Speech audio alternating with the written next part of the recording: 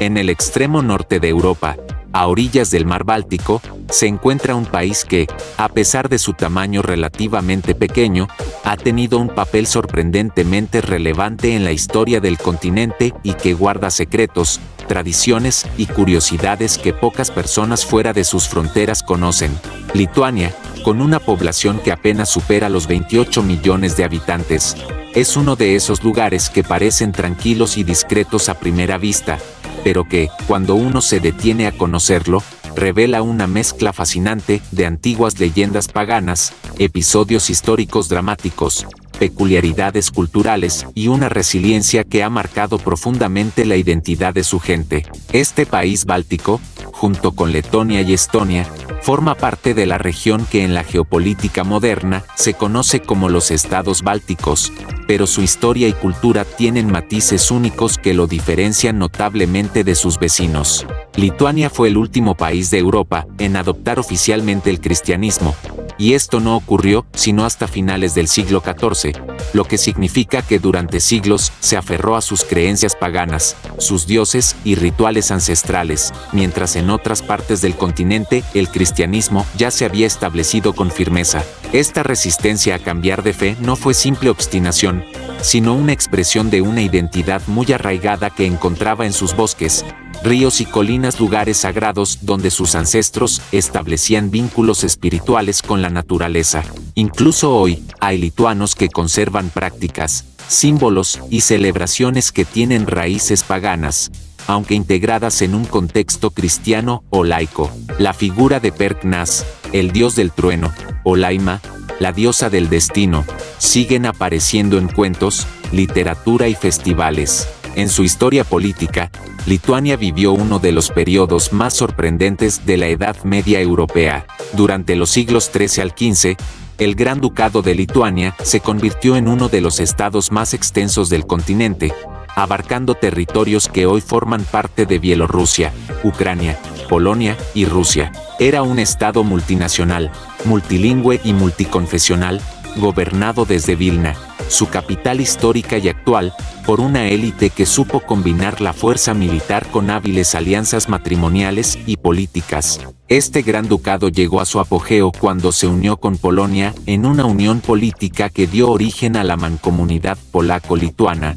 una de las entidades más poderosas y peculiares de Europa en la época moderna temprana. Sin embargo, esta unión, aunque trajo prosperidad y avances culturales, también abrió la puerta a conflictos internos y externos que terminaron debilitando el Estado.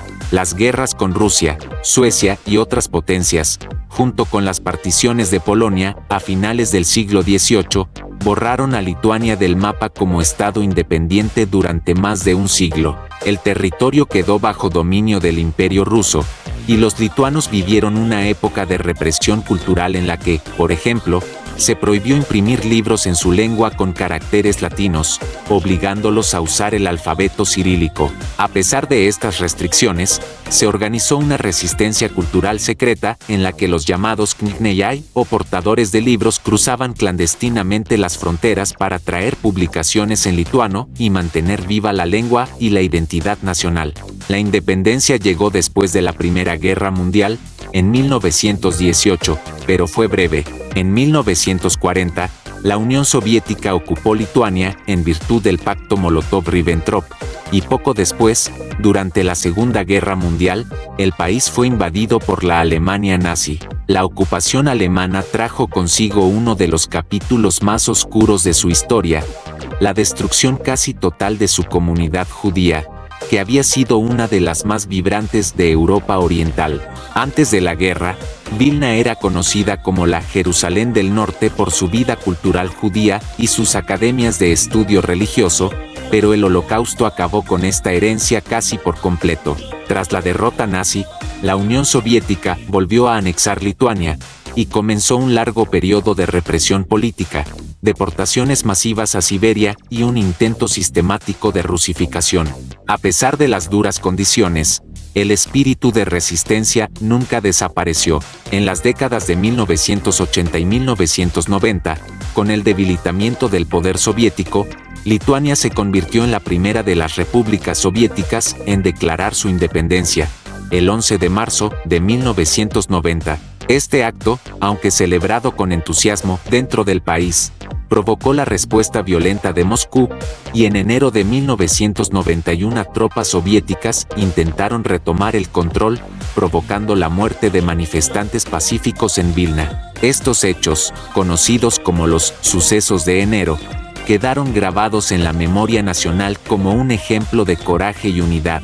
Finalmente, la independencia fue reconocida internacionalmente, y Lituania inició su camino hacia la integración europea, ingresando en la Unión Europea y en la OTAN en 2004. En la actualidad, Lituania combina un legado histórico profundo con una economía en desarrollo que ha sabido adaptarse a la modernidad.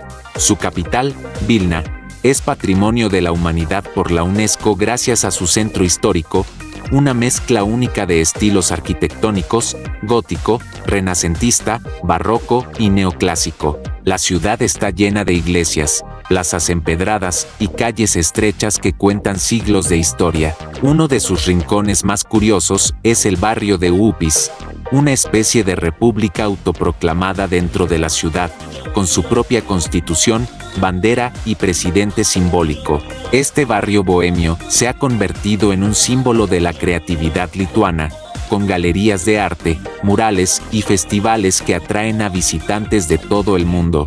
Más allá de la capital, Lituania es un país de paisajes verdes, bosques densos y lagos tranquilos. Uno de los lugares más pintorescos es el castillo de Trakai, situado en una isla en medio de un lago, que parece sacado de un cuento medieval. También destacan las dunas de arena de la península de Curlandia, un frágil ecosistema que se extiende entre Lituania y el enclave ruso de Kaliningrado, y que ha sido declarado Patrimonio de la Humanidad. El país tiene un clima templado con inviernos fríos y veranos suaves, lo que lo hace ideal para actividades al aire libre en todas las estaciones, desde esquí de fondo hasta ciclismo y senderismo. La cultura lituana tiene una fuerte conexión con la música y la danza. Cada 4 años, el país celebra el Festival de Canciones, un evento masivo que reúne a miles de coros y grupos de danza de todas las regiones para interpretar piezas tradicionales vestidas con trajes típicos. Esta tradición está tan arraigada en la identidad nacional que ha sido reconocida por la UNESCO como Patrimonio Cultural Inmaterial. La gastronomía, aunque sencilla, es sustanciosa y refleja la historia agrícola del país. Platos como el cepelinai, unas grandes albóndigas de patata rellenas de carne, o el kuchelis, un pastel de patata, son auténticos símbolos culinarios. El pan de centeno, oscuro y denso, es tan importante que muchos lituanos dicen que no pueden pasar un solo día sin comerlo. En cuanto a su idioma, el lituano es uno de los más antiguos que se hablan hoy en Europa y pertenece a la rama báltica de las lenguas indoeuropeas. Su gramática conserva rasgos arcaicos que lo hacen un tesoro para los lingüistas, pues mantiene estructuras similares a las que pudo tener el protoindoeuropeo, la lengua madre de la mayoría de los idiomas europeos y de muchas lenguas del sur de Asia. Este carácter único hace que aprender lituano sea un reto, pero también una experiencia fascinante para quienes aman los idiomas. Lituania también ha aportado figuras importantes en diferentes campos. Por ejemplo, Romain Gary, el famoso escritor y diplomático francés, nació en Vilna. También hay aportes en el deporte, especialmente en el baloncesto, donde el país es una potencia reconocida mundialmente. El baloncesto es casi una religión en Lituania, y nombres como Arvydas Sabonis han alcanzado estatus legendario. Cada vez que la selección nacional compite en un torneo internacional, el país entero se detiene para seguir los partidos, y las celebraciones por las victorias son auténticas fiestas nacionales. La vida en Lituania hoy combina tradición y modernidad. Aunque es miembro de la zona euro y tiene un alto índice de penetración de Internet, todavía se pueden encontrar aldeas donde la vida transcurre de manera similar a como lo hacía hace un siglo, con campos de trigo, vacas pastando y familias que se reúnen para celebrar festividades de temporada.